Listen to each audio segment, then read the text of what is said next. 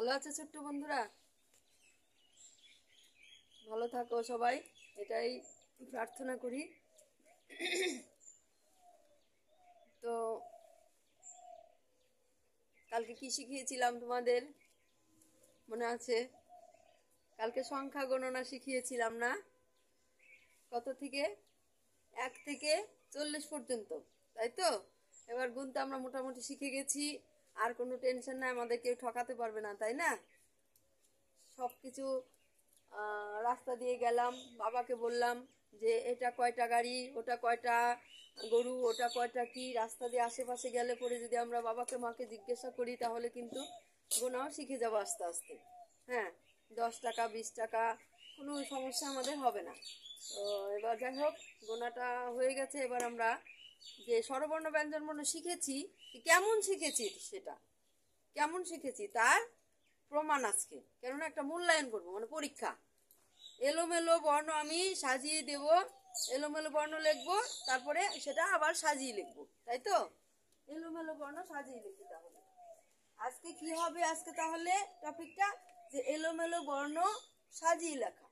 এতদিন তো আমরা শিখে গেছি সব, কিন্তু সেটা তো এলোমেলো ভাবে যদি লিখে দেই, যদি সোজাভাবে না লিখতে পারি তাহলে তো শিখতে পারলাম না, না? তার জন্যই এলোমেলো বর্ণ সাজিয়ে লিখবো আজকে আমরা, তাই না? দেখো, এলোমেলো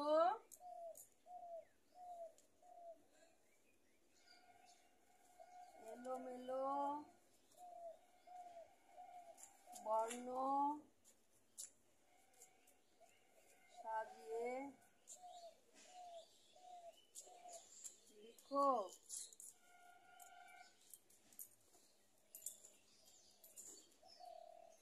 এলোমেলো বর্ণ সাজিয়ে লিখো। এবার যেমন ক খ গ ঘ ঙ, তাই তো? এটা সোজা। আমি আবার এলোমেলো করে উল্টা পাল্টা করে আমি লিখবো। প্রথমে লিখবো কি? ঘ খ খ ক গ উ। উল্টা পাল্টা লিখলাম, তাই না? এখানে সাজিয়ে লিখতে হবে। তারপরে ইয় ইয় ইয় ঝ বর্গীয় জ, ছ চ চ। দেখো, এগুলো তাহলে এইসব সাজিয়ে লিখবো। প্রথমে কি হবে? প্রথমে আমি কি ঠিক লিখেছি না ভুল লিখেছি? আমি কিন্তু ভুল লিখেছি, কারণ এলোমেলো করে লিখেছি, এটা হলো ভুল। আর ঠিক করে লিখলে কি লিখবো? প্রথমে কি লিখবো? ক। এই দেখো, ক। আমরা তো বলতে শিখে গেছি, তাই না? কর পরে কি হবে? খ। তারপর কি হবে? গ। তারপর কি হবে? ঘ। পর পর বললে পরেই চলে আসবে। হ্যাঁ, তাহলে ক খ গ ঘ ও। এই তো হয়ে গেল। এলোমেলো বর্ণ সাজিয়ে লিখে দিলাম আমরা, তাই না? আমরা পেরে গেছি তো, শিখে গেছি, বলো। আচ্ছা, তারপরেটা কি হবে?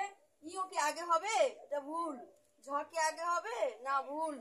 বর্গীর জ হবে না, ছ হবে না, চ হবে না, তাই না? এটা হচ্ছে উল্টা পাল্টা হয়ে গেছে, তাই না? আমরা এবার সাজিয়ে লিখবো। তাহলে চ আগে লিখবো।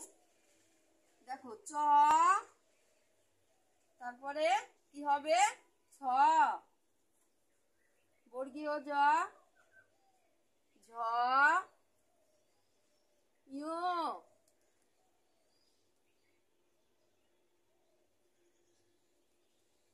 তাহলে চ, ছ, বর্গীয় জ, ঝ ইয়, তাই তো? আমরা আজকে 2 লাইন কি করলাম? ব্যঞ্জন বর্ণ সাজিয়ে লিখলাম। কি লিখলাম? ব্যঞ্জন বর্ণ সাজিয়ে লিখলাম। এবার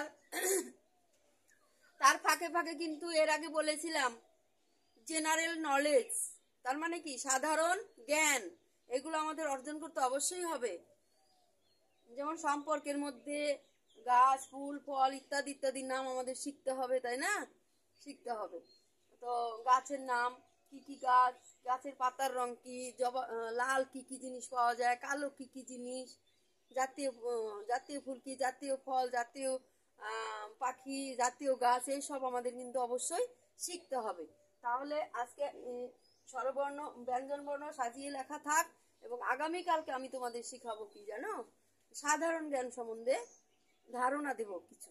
হ্যাঁ, ফুলের রং, ফলের রং, গাছের পাতার রং বা বিভিন্ন কিছু, এইসব আমাদের অবশ্যই শিখতে হবে। ঠিক আছে, তো ভালো থাকো আজকে, তাহলে আবার দেখা হবে আগামীকাল বেলা 3টায় ছোট্ট বন্ধুদের আসরে। বাই।